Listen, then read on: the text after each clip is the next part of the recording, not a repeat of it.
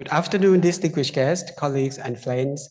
On behalf of the Nitiwat Institute, Office of the Attorney General of Thailand, I would like to extend very warm welcome and express my sincere appreciation for your presence at this side event of the 34th session of the CCPCJ. My name is Sanpat Chatawan, a public prosecutor from the Office of the Attorney General of Thailand, and I have the honor of serving as the moderator for today's session. Our side event this year is titled Innovation in Criminal Justice Responses Digitally and Socially. Today we are joined by speakers from Thailand, the Republic of Korea, Norway, TIJ, and UNODC. Let me briefly introduce our distinguished speakers. First, we will hear from Mr. Vipon Kittitasana Solachai, Public Prosecutor and former Director of Criminal Law Research and Justice Department, Nitiwat Institute. He will open the session by presenting Thailand's initiative to enhance digital transparency in pretrial justice process. Next, Mr. Min Kongwan, Chief of the KICS Management Section, Korean National Police Agency. Mr. Min will share Koreans' experience with the KICS platform and how it supports interagency coordination and pretrial decision-making through digital and AI-based tools. Then Mr. Sander Radpi, Police Superintendent from Oslo Police District. He will present on Norway's use of AI in law enforcement to improve transparency and efficiency in the investigative phase. After that, we will hear from Dr. Piset Saad Yen, Executive Director Designate of the TIJ, and also Mr. Nopon Chugrin, CEO of Retail Business Solution Company Limited. They will jointly present a social innovation initiative on rehabilitation and reintegration through public-private partnerships. And finally, Dr. Wendy O'Brien from the Crime Prevention and Criminal Justice Section of the UNODC will conclude with a global perspective, highlighting how digital tools like recording technology and AI are being used to support investigative interviewing and strengthen fairness and effectiveness in justice systems.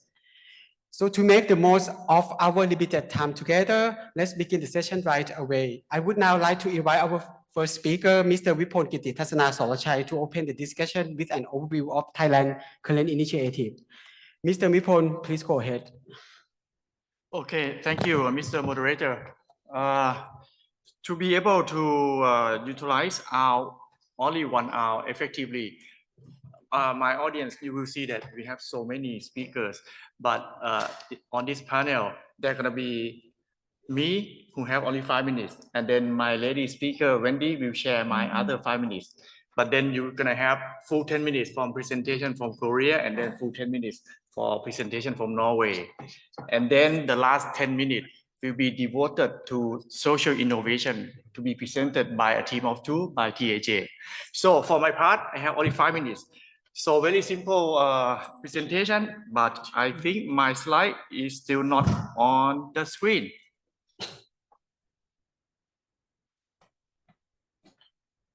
No? No, sorry. Okay, let me try again.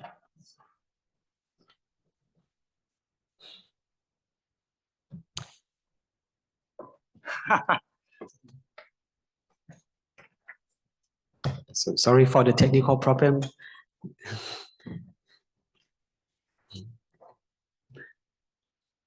Now it disappeared. Now it disappeared from my screen. Okay, duplicate. I think it should be there. It's there. Yeah. Thank you. So my presentation is about not really initiative. It's just an idea, a wishful thinking, a dream. So on this panel, I am a kind of like kindergarten or elementary student, but upper you learn more and more from high school and from university level. So the idea that I'm talking about is the thing that is quite simple, but me as a public prosecutor of Thailand as a developing country, which our investigation process still have a lot to be improved. When I watched World Cup in 2018, I think there might be some soccer or football fans here.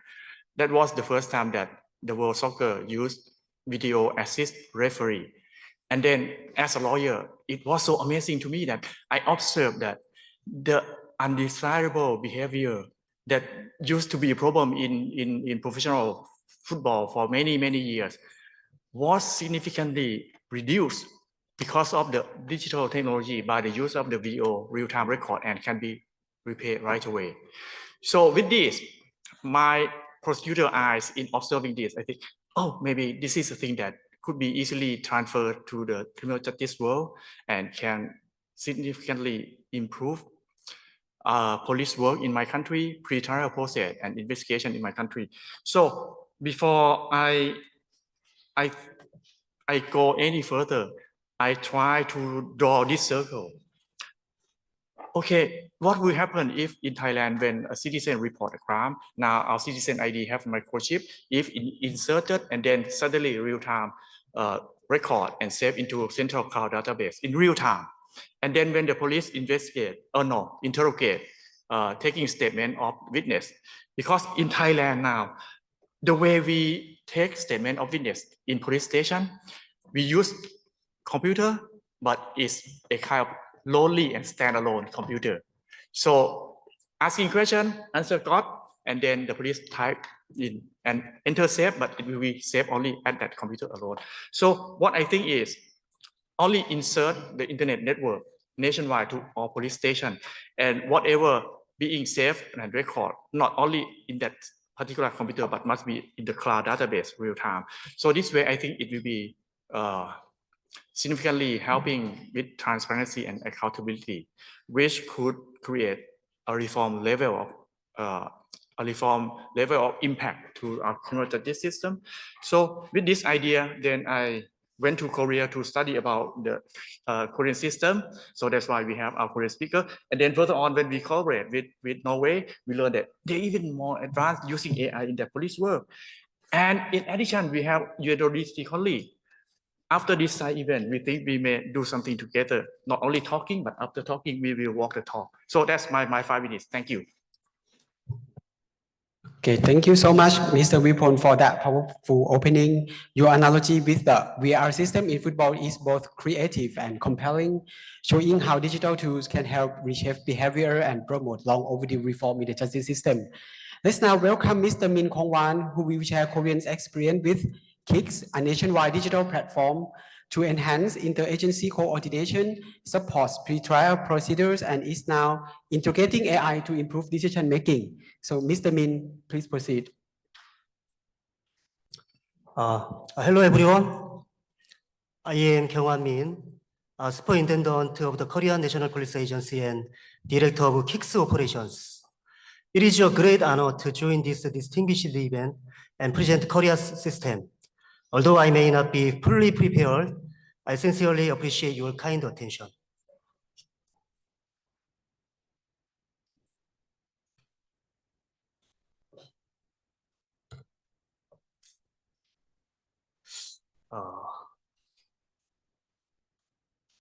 Sorry.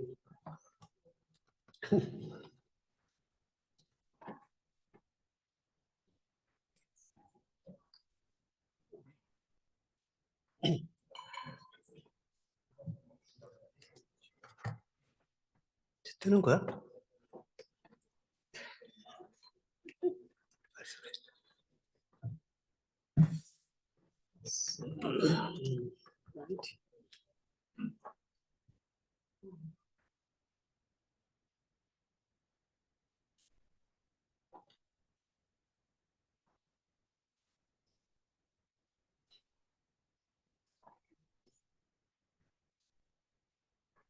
Sorry for late. Okay, today's presentation will cover the background, the introduction of KICS, next generation KICS, digitalization, advancement, and its impact. As demonstrating our system directly is challenging, I kindly ask for your understanding as I present it through clear visuals.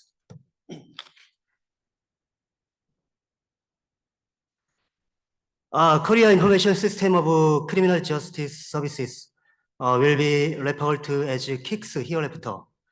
So So, why KICS? Let me show you 3 photos I have prepared. Here is a police officer working at piles of paper, cigarette, and a tired face. What do you think? Yeah.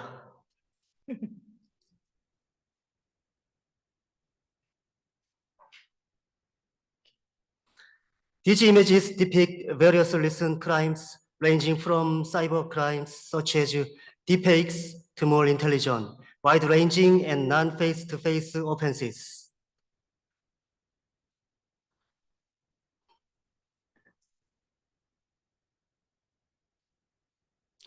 This appears to be a courtroom, and it seems there is some kind of verbal dispute.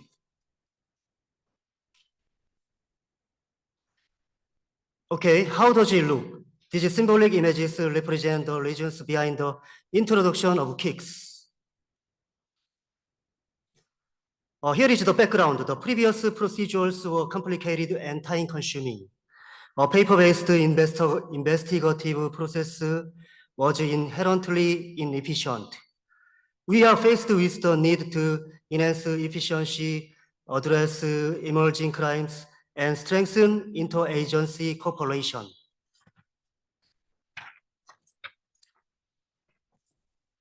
KICS is a system jointly developed by the police, prosecution, and courts to ensure prompt and transparent criminal justice procedures.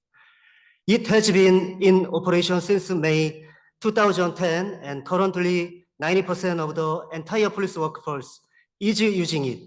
Each year, around 45 million documents are created within the system. The key functions include case registration, form creation, and overall investigative tasks. Also, it is interconnected with agencies such as the prosecution, the courts. Now, let me show you the actual screen images of KICS. This is the KICS portal seen upon initial login. It includes announcements, manuals, and serves as your community space for investigators. This is the case investigation system for receiving cases. It is used to input and manage basic information and case-related individuals. This is the information search screen where you can look up suspect details, including their criminal records. This is the screen for drafting investigation records. KICS contains around 630 types of registered forms. This is where investigative decisions are made, such as referral, non-referral, or suspension of investigation.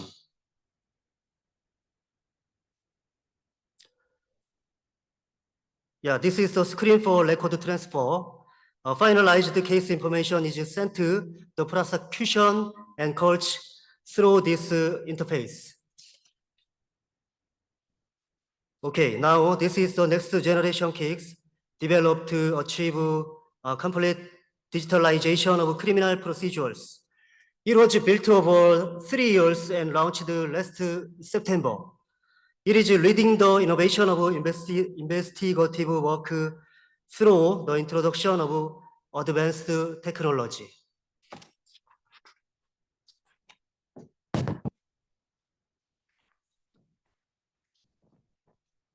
Key features include intelligent case recommendation that provide access to similar cases, relevant laws, and court rulings.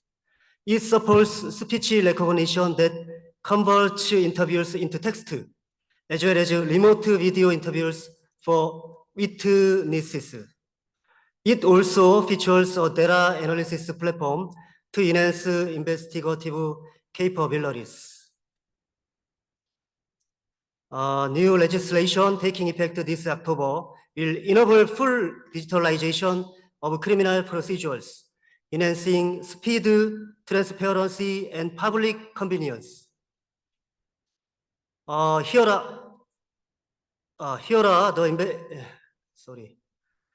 are the investigation procedures on the digitalization. All documents can be submitted and received online. Paper documents are scanned and converted into digital files. Records are generated as PDFs and can be reviewed and corrected electronically via touchscreen monitors. All forms are stored digitally within KICS. Digital records will be used throughout all stages of criminal procedures, eliminating the need for printed paper documents. Large files such as audio and video will be exchanged online with enhanced management and security.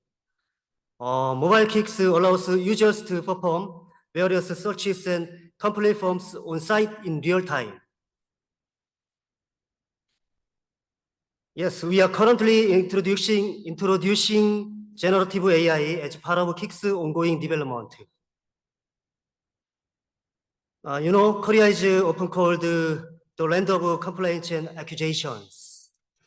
Each year, criminal filings continue to surge, and investigative units are increasingly avoided by officers. We believe the time has come to introduce AI as a solution. The core strategy is to automate simple, repetitive tasks to enhance the speed and completeness of investigations. Funding has been secured this year, and development is underway. We plan to fully implement the system within the next 3 years. The core function is conversational AI search. After learning from extensive investigative data, it understands the intent behind the questions and provides relevant answers. It can draft seizure warrants and suggest tailored interview questions during suspect interviews. Ultimately, it is expected to assist in drafting investigation outcome reports. So, what are the benefits of using KICS? Most notably, it simplifies tasks through digital record creation, greatly improving speed and efficiency. All access and log records are stored, preventing forgery or tampering, and enhancing transparency and accountability. Overall, investigation quality has improved and public trust has grown, something we take great pride in.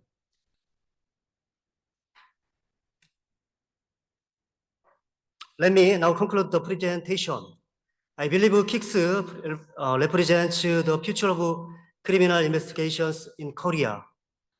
Digitalization of criminal procedures is no longer optional. It is an essential step in this era. Finally, I hope international cooperation will drive the mutual advancement of investigative systems. Okay, KICS is an essential partner for Korea's criminal investigators. We are committed to doing our best, believing our efforts contribute to a safer, crime-free society. Thank you very much for your attention. Thank you very much, Mr. Min, for sharing to us Korean experience in building an integrated digital justice system and for highlighting how AI is being applied to support investigation, decision-making, and overall efficiency in pre-trial case handling. Now we turn to Mr. Sander Lappi, who will speak on how artificial intelligence is being used in Norway law enforcement to enhance transparency, transcription accuracy, and data analysis in the investigation process. Mr. Lappi, please go ahead. Yeah, let's see if we get technical up and running.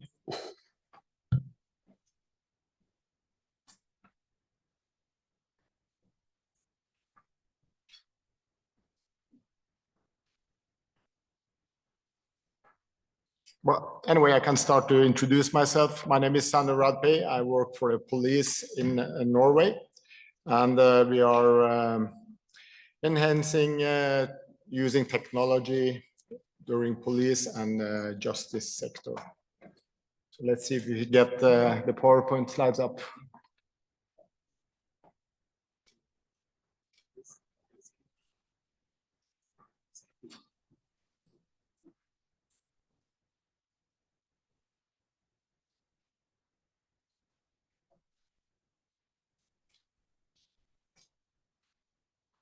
Yeah, thank you. And do you have the clicker?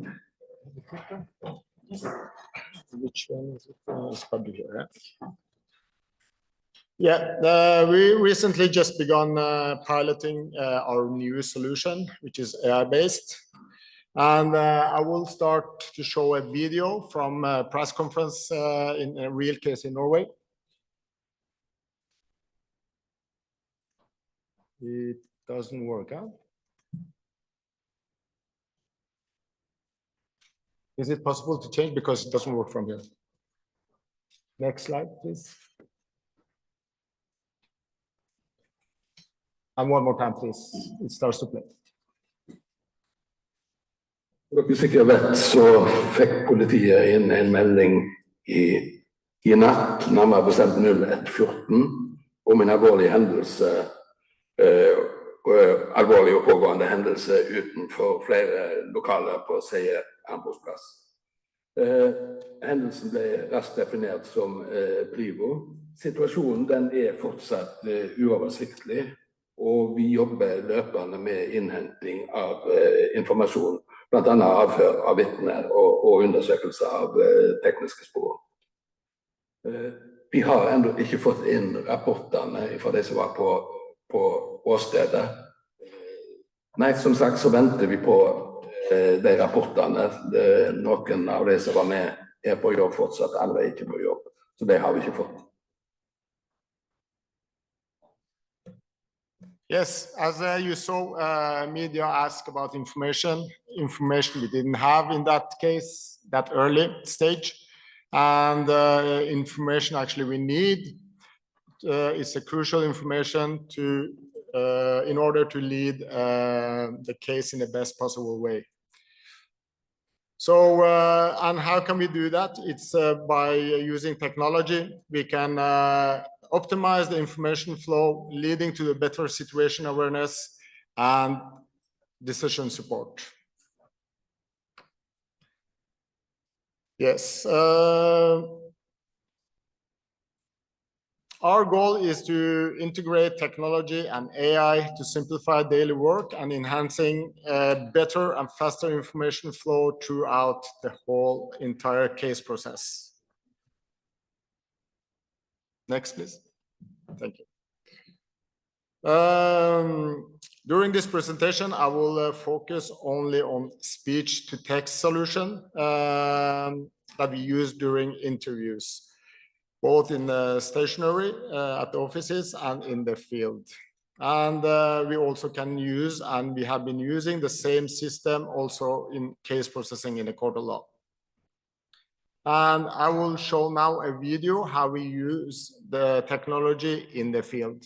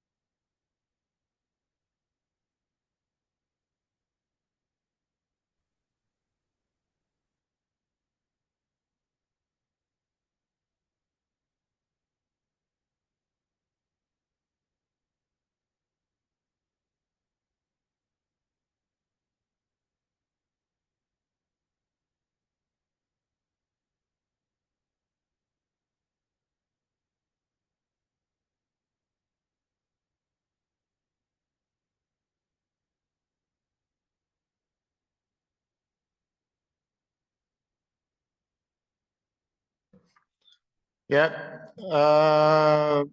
So we use both stationary and mobile devices in the field audio and of course in office audio video during interviews. So what happens here, if you can click one-on-one for me, please.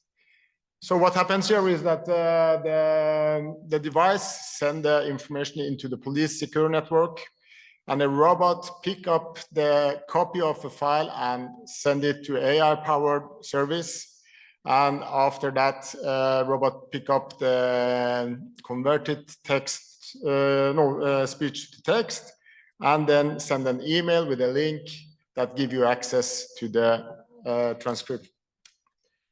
And the person who did the recording reviews the transcript and ensure that the quality, accuracy, and after that, it can be finalized as an official document.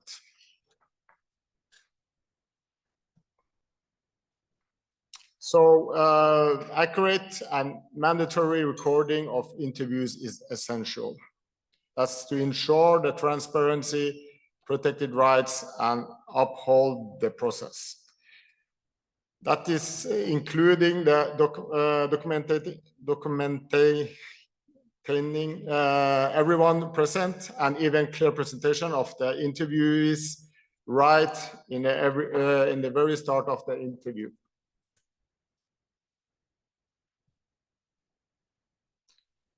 Technology helps us to document the location of the interview, either by registered device or by capturing GPS data.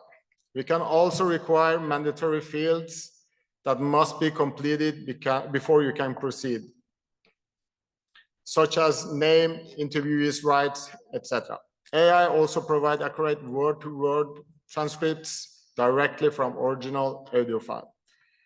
These transcripts fully searchable and making it easier to locate specific statement or details. And of course, it helps to reduce human bias by minimizing influence of the interviewers, notes, memory, and interpretation. Human review is essential before the transcription becomes part of the official case document. The human review ensures that the accuracy, completeness, correction of AI errors or omissions, identification of any AI bias, and most importantly, the original audio recording is always preserved. So it's ensuring that the transcript can be verified directly against the source at any time. All processes are fully compliant with the data protection regulations, including the GDPR. Recording and transcripts are handled as standard materials, case materials, and following established routines. And as you see, our process is in line with the Mendes principles.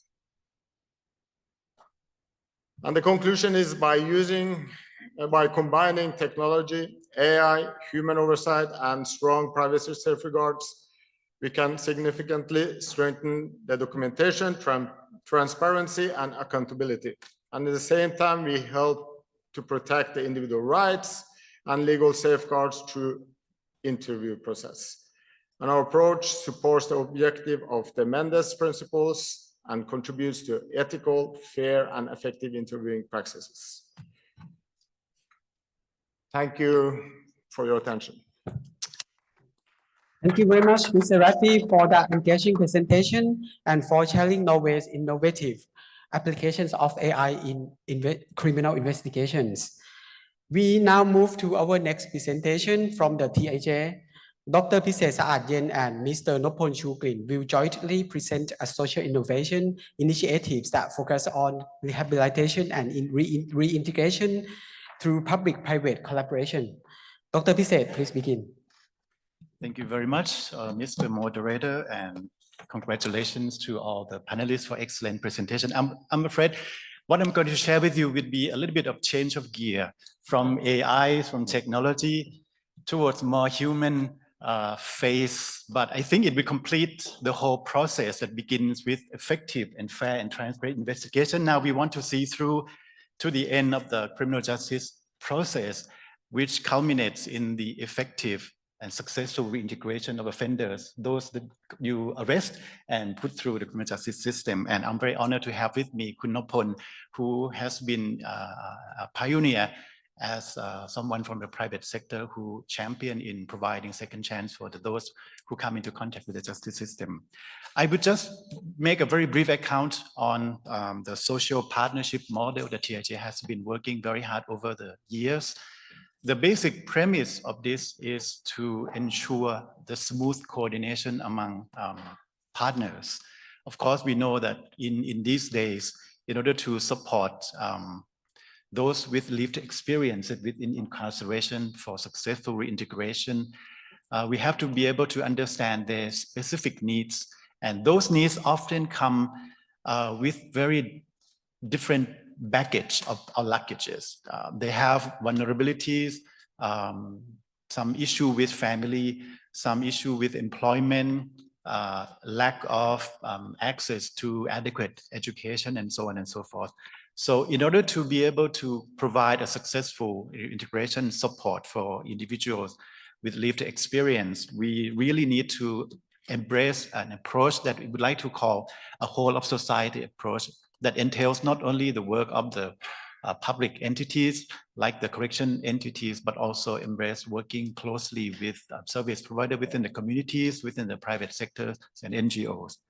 So TIJ has long been some organization that want to provide the coordinating platform for these various entities. But recently we also embark upon a different journey by providing direct service to ex-inmates ourselves. So we want to experience what it would be like to be one of the implementing agencies providing direct service to them.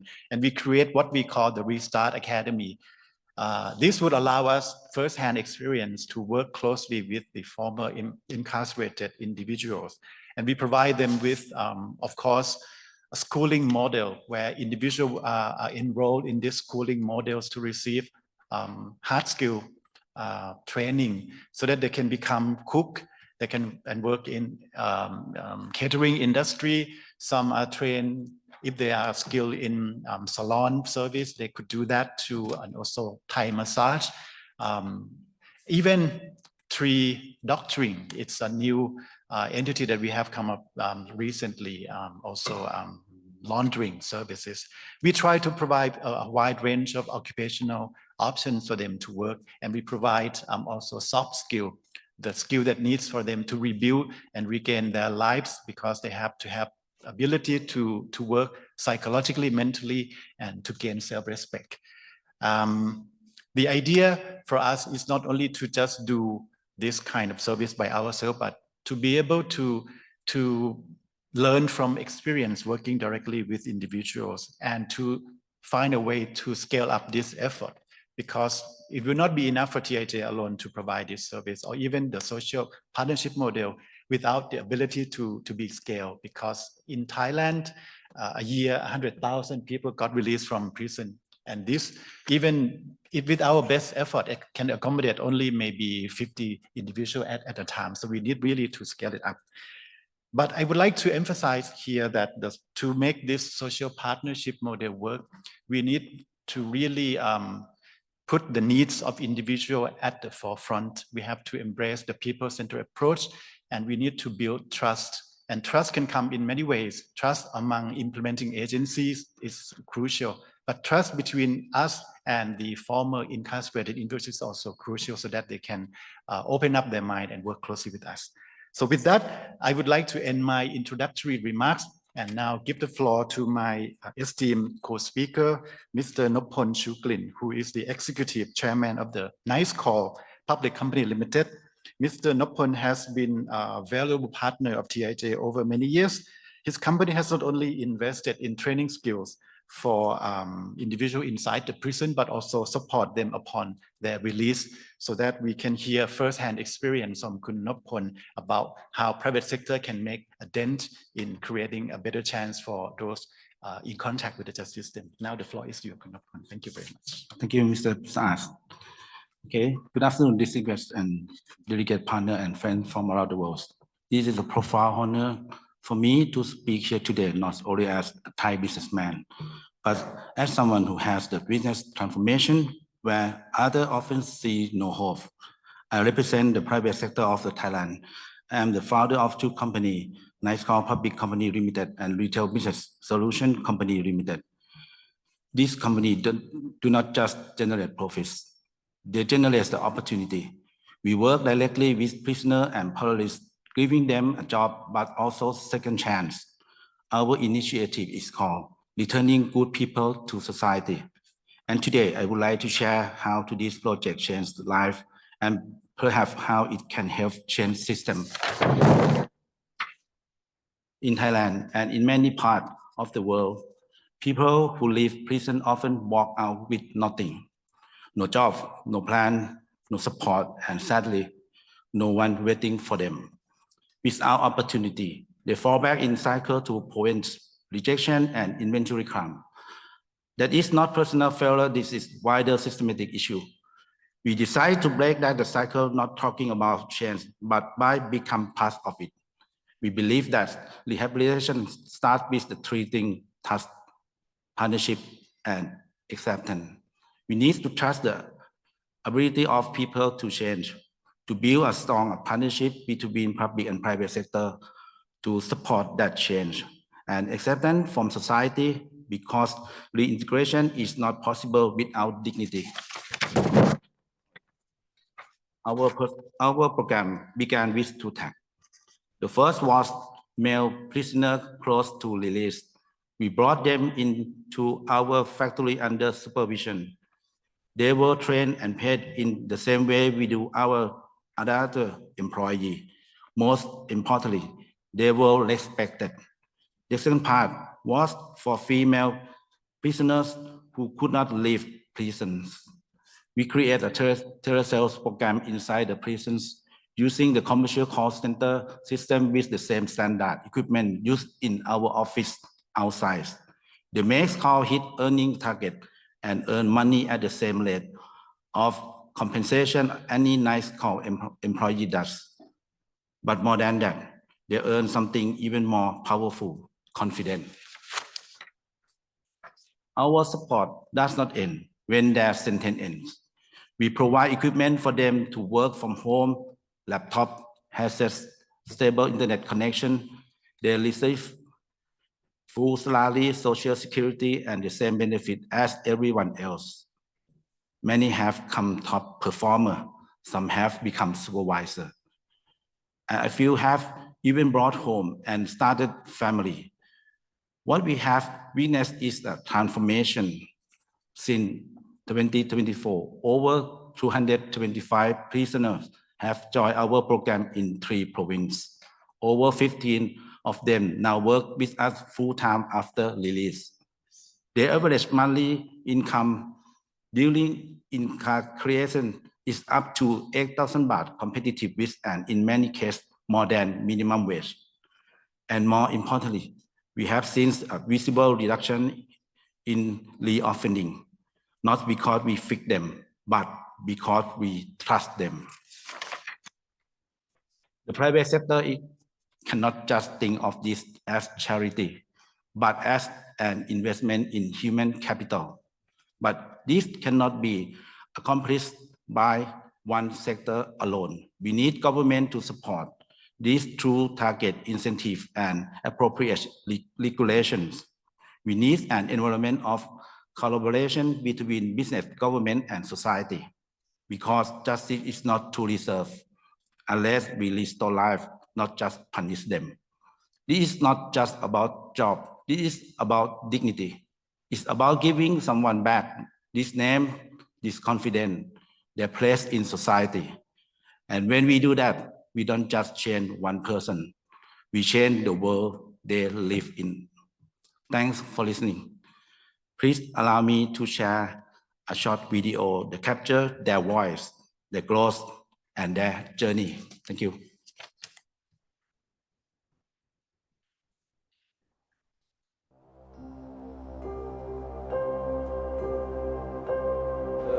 บอกไปคุณจะไม่กลัวผมใช่ไหม บอกไปคุณจะให้โอกาสผมไหม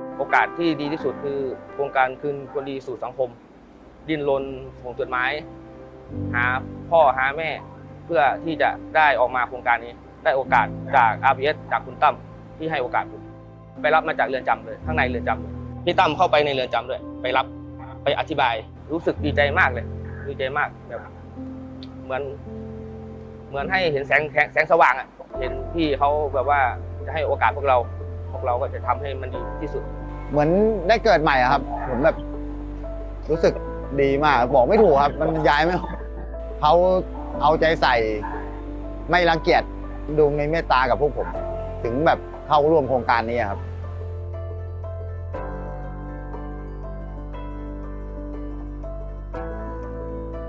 ทีแรกก็รู้สึกกังวลครับเพราะว่าเราเป็นนักโทษแล้ววันนี้แล้วภายในโรงงานเนี่ยเป็นบุคคลธรรมดาทั่วไปครับคนในโรงงานเขารู้สึกแบบคุ้นเคยเขาเลยไม่มีความกดดันก็เลยไม่มีความกดดันอะไรครับตอนแรกครับกดดันนะหลังมาช่วงที่ผมได้แฟนก็หายไปเลยเพราะแฟนเขาสนับสนุนอยู่ตลอดพูดให้เรามีกำลังใจพูดให้เหมือนว่าอย่าไปมองคนอื่นมองกับครอบครัวเราครอบครัวสำคัญมากเลยผมขอบคุณมากเลยครับสำหรับโอกาสแบบนี้ไม่คิดไม่ฝันเลยว่าผมจะได้มีบ้านเป็นของตัวเองแล้วก็โดยที่ทำงานสุจริตครับ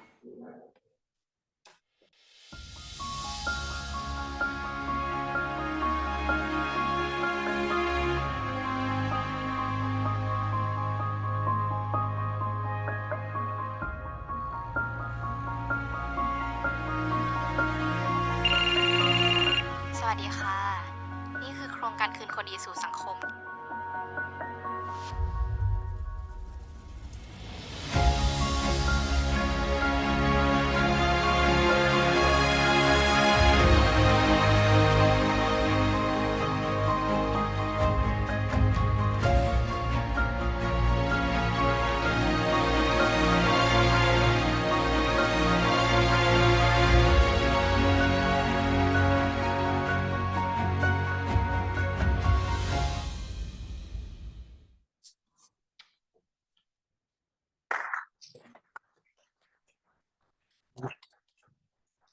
Thank you so much, Dr. Piset and Mr. Nopon for providing a compelling example of how inclusive integration efforts, especially through partnership with private sector, can help offer second chances and promote sustainable social support for formerly incarcerated individuals.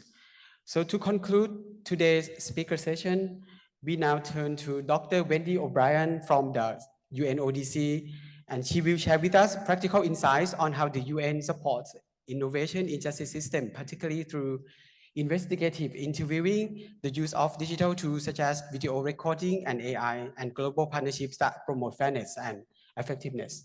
Mr. O'Brien, floor is yours. Thank you so much.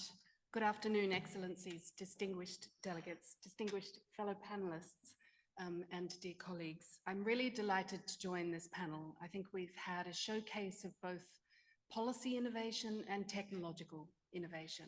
And I think for me, if I have one takeaway from this really, I think, quite powerful panel, it's that if we want to create change in our justice systems around the world, we are going to need a very careful imbrication of these two things: policy innovation, technological innovation.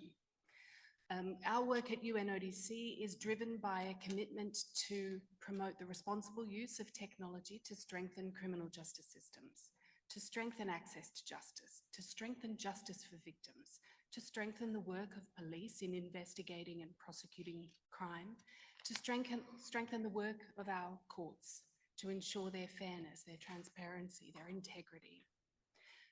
But we aren't able to just browse a technological shelf of goods and pull these down and plug them in to our already overburdened and strained criminal justice systems. This is not going to offer this silver bullet that we're looking for. In fact, we have before us, I think, this room is full of people who have a shared commitment to strengthening justice and strengthening access to justice. Our work is much more difficult, I think, than purchasing technology and plugging it in. I think that we have before us the very difficult task that we have always had before us of institutional reform, of legislative reform, policy reform, of understanding where people are at in our communities, what it is that leads to the commission of crime. What are the challenges in terms of a person's trajectory through the criminal justice system? How can we indeed, as we have just seen so powerfully, provide pathways to a new life for individuals after they have come into contact with the criminal justice system? There is a role for technology, and I think this is the work that we are doing at UNODC, but it's not a one size fits all and it's not easy. So I really commend the organisers for bringing together a really powerful panel that really highlights the power of policy innovation and technological innovation together. We do see the role for responsibly leveraging tech for all of the things that have been discussed here. But of course, there are safeguards that are needed. As part of our work at UNODC, maybe I can just leave you with a couple of snippets of what we are doing. If we could go perhaps to the next slide, please. In supporting member states on the responsible adoption of technology, we are convening discussions such as this one. And just to put on the radar that there is a dedicated discussion in the Crime Congress in Abu Dhabi in 2026 on the responsible use of technology in the criminal justice system. We are really prioritizing the skills, capacity building and the skills that are needed to ensure that human rights are upheld through all use of technology, and to ensure that this is sustainable and that there's national ownership for this, and that it's not a mechanism by which national authorities become beholden to tech companies. This would not also be in the interests of the member state or of the people that the criminal justice system serves. If we turn to the next slide, please. Just to highlight some of the key areas of our work on technology at the moment, UNODC has partnered with the Interpol Innovation Centre based in Singapore for the development of global guidance for law enforcement officials on the use of neurotechnology in the criminal justice system. This is one space for us to watch.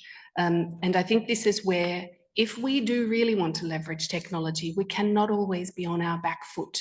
We must have foresight. We must look at what the new trends are in technology and envisage what their implications are going to be for the criminal justice system, and put in place in good time the safeguards that we need to ensure that technology serves humanity, that we do not serve technology or technology companies.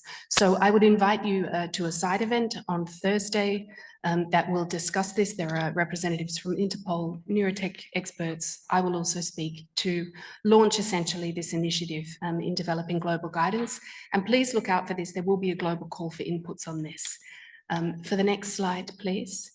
There is another side event on Thursday where we are looking at frontier technologies. And again, we are very much in this foresight space to look at the way in which the integration of various frontier technologies has implications for criminal justice. I would invite you to that. Final slide, please.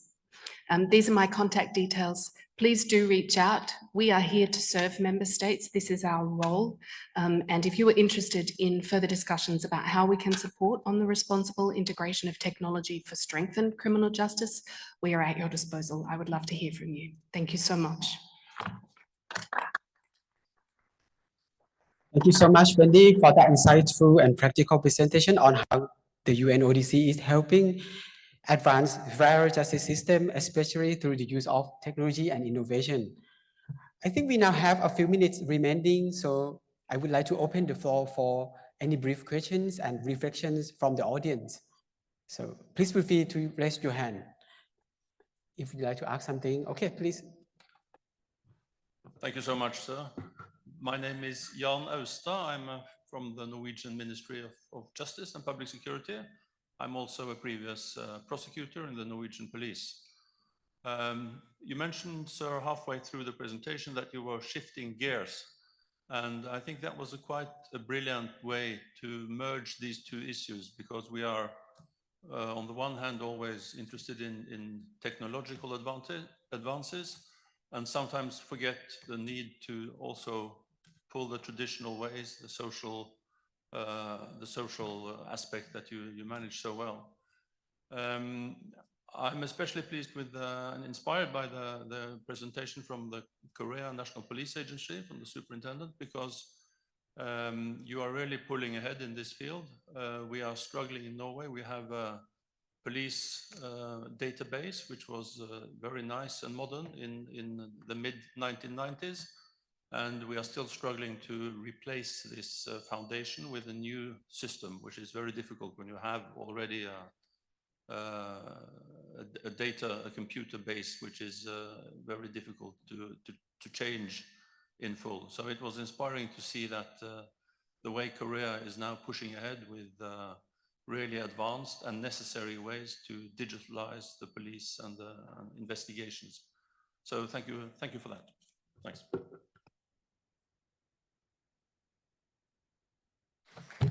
Any more questions?